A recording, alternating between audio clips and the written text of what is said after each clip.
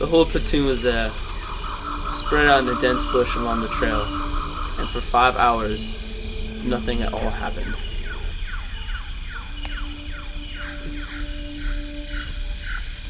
Your turn, man.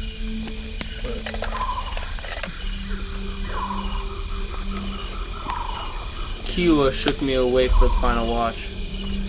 For the first few moments I felt lost, not sure about directions, groping for my helmet and weapon.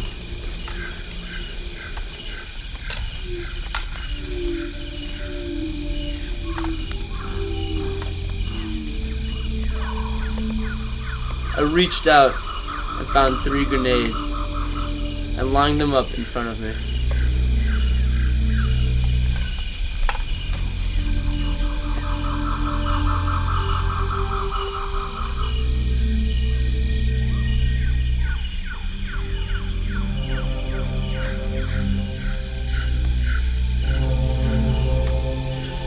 The pins had already been straightened for quick throwing. And then for maybe half an hour, I kneeled there and waited. Very gradually, in tiny slivers, dawn began to break through the fog, and from my position in the bush, I could see 10 or 15 meters up the trail. The mosquitoes were furious. I remember slapping them, wondering if I should wake Kiowa and ask for some repellent, then thinking it was a bad idea. Then looking up and seeing the young man come out of the fog. He wore black clothing and rubber sandals and a gray ammunition belt. His shoulders were slightly stooped, his head cocked to the side as if listening for something. He seemed at ease. He carried his weapon in one hand, muzzle down, moving without any hurry up the center of the trail.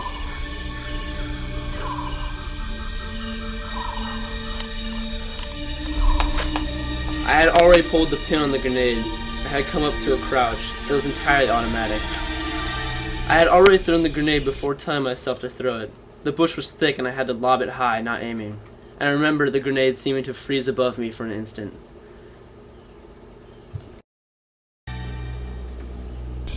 The grenade bounced once and rolled across the trail. I crouched and kept my head low. I did not hear it, but there must have been a sound because the young man dropped his weapon and began to run. Just 2 or quick 3 steps, then he hesitated, swerving to his right, and he glanced down at the grenade and tried to cover his head, but never did. The young man seemed to jerk upward as if pulled by invisible wires. He fell on his back. His rubber sandals had been blown off. There was no wind.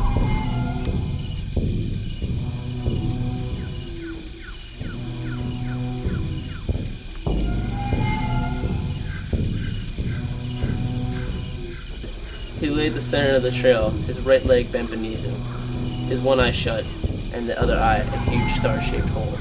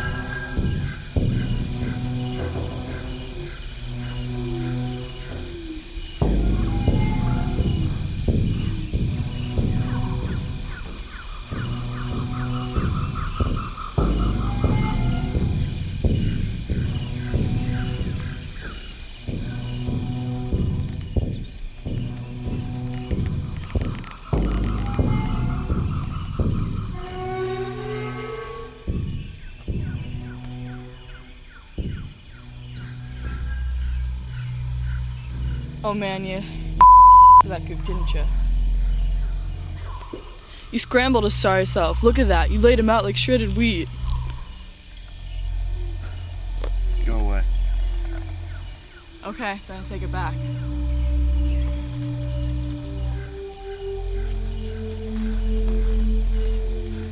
Rice Krispies, you know. On the test, this individual gets an A+. Forget it, man. I'm serious. nothing you can do, man. Come on, stop staring.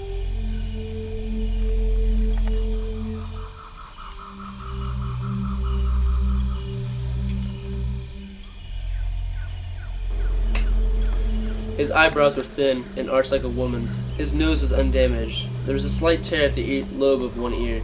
His clean black hair was swept upward into a cowlick at the rear of his skull. His forehead was lightly freckled. His fingernails were clean. The skin on his left cheek was peeled back in 3 ragged strips.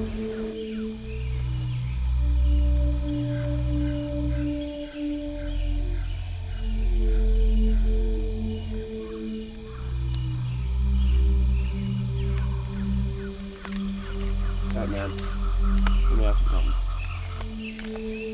Would you want to trade places with them? His neck was open, and the blood there was thick and shiny, and it was this wound that had killed him. He lay face up in the center of the trail, a slim, dead, almost dainty young man. He had bony legs and a narrow waist, long, shapely fingers. His chest was sunken and poorly muscled. Tell you the truth, he's dead the minute he stepped on the field. So we're leaving in 5 minutes. Only 5 more minutes.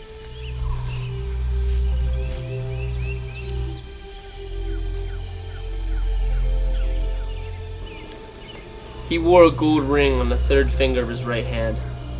The butterfly was gone. The bleeding had stopped, except for the neck wounds.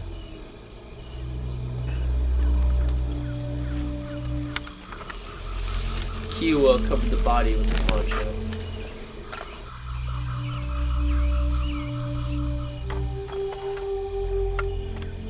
Think it over. Tim, it's war. The guy had a gun, right? It's tough. You gotta stop staring. Maybe you should lay down.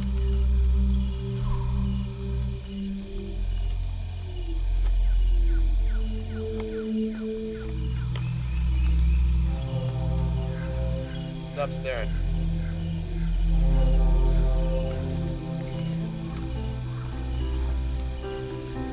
Kiowa picked up the rubber sandals, a pouch of rice, a comb, a fingernail clipper, a few silver piasters, and a snapshot of a young woman standing in front of a parked motorcycle. Kiowa placed these items in a rucksack along with a gray ammunition belt and rubber sandals. It goes like this: the 4th, the 5th, the minor fall, the major lift, the baffled king composing hallelujah, hallelujah. Looking better, man. Yeah, just need some mental R&R. Hallelujah.